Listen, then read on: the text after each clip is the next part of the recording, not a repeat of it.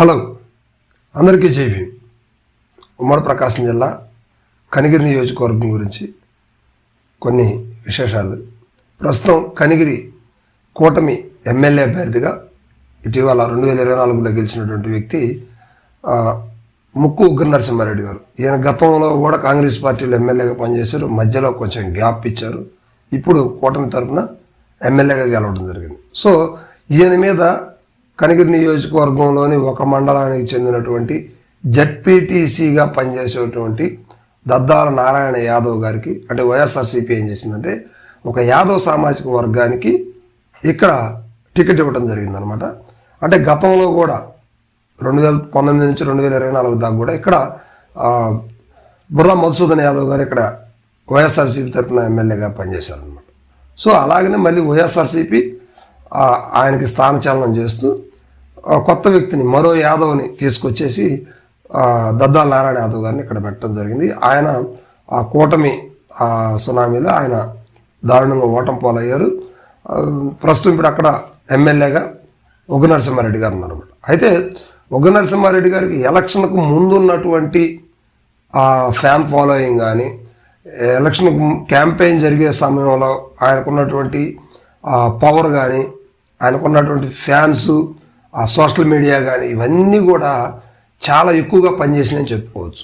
ప్రజల్లో కూడా ఆయనకు మంచి ఆదరాభిమానాలు ఉన్నాయి. ఎందుకంటే 5 ఏళ్ల పాటు వైఎస్ఆర్సీపీ ప్రభుత్వంలో పెద్దగా మధుసూదన్ గారు పట్టించుకోలేదని, కేవలం యాదవ్ సామాజిక వర్గానికే హెల్ప్ చేస్తున్నాడు, మిగతా కమ్యూనిటీని పట్టించుకోలేదన్న వాదనలు అయితే లేకపోలేదు. సో ఆ తర్వాత అన్ని ఈయన గతంలో పనిచేసి ఉన్నాడు కదా.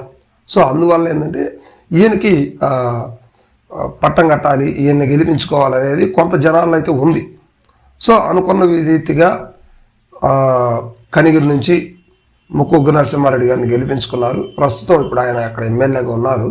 అయితే ఆయన మీద ఈ కాలంలో అతి తక్కువ కాలంలో, అంటే సంవత్సరం గడవక ముందే వ్యతిరేకత అనేది బాగా వచ్చిందనేది కనిగిరిలో జరుగుతున్నటువంటి వార్తా విశేషాలు. ఎందుకంటే ఈయన పట్టించుకోవట్లేదు, అంటే వృత్తిరీత్యా ఆయన డాక్టర్ కావడం వల్ల కావచ్చు, లేదా ఎక్కువగా ఆయన అవుట్ ఆఫ్లో నియోజకవర్గంలో అందుబాటులో లేడనే వార్తలు అయితే వినపడతా ఉంది. కానీ ఆయన నియోజకవర్గంలో తిరుగుతున్నప్పుడు కూడా కొంత వ్యతిరేకత అయితే మాత్రం బయలుదేరింది. సో ఇది బయట నుంచి రావటమే కాదు, పార్టీలో కూడా కొంతమందికి ఆయన అవకాశం ఇవ్వలేదు, కలవటానికి కూడా లేదనే వార్తలు అయితే వినిపిస్తూ ఉన్నాయి.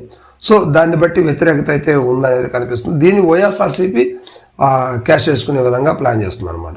సో ఇప్పుడు ఇక్కడ వైఎస్ఆర్సీపీకి దద్దాల నారాయణ యాదవ్ గారు ఓడిపోయి ఇక్కడ ఇన్ఛార్జి బాధ్యతలు తీసుకొని ఉన్నారు. ఆయన బలంగా తిరిగేటువంటి వ్యక్తిగా గతంలో కనిపించారు. కానీ ఇప్పుడు ఉన్న పరిస్థితిలో ఆయన కనిపించలేని పరిస్థితి ఉంది. ఎందుకంటే ఇటీవల ఆయన మీద పార్టీ ఆఫీస్ కూడా మార్పులు చేర్పులు చేశారు. సిటీకి దూరంగా పార్టీ ఆఫీస్ని పెట్టుకోవడం కొంత ఇబ్బందికరంగానే ఉంది అనే వార్తలు కూడా వైఎస్ఆర్సీపీలో వచ్చినాయి అనమాట. సో ఇలాంటి పరిస్థితుల్లో ఇద్దరి మీద కూడా ప్రజలకు పెద్ద ఒపీనియన్ అయితే, గుడ్ ఒపీనియన్ అయితే లేదు.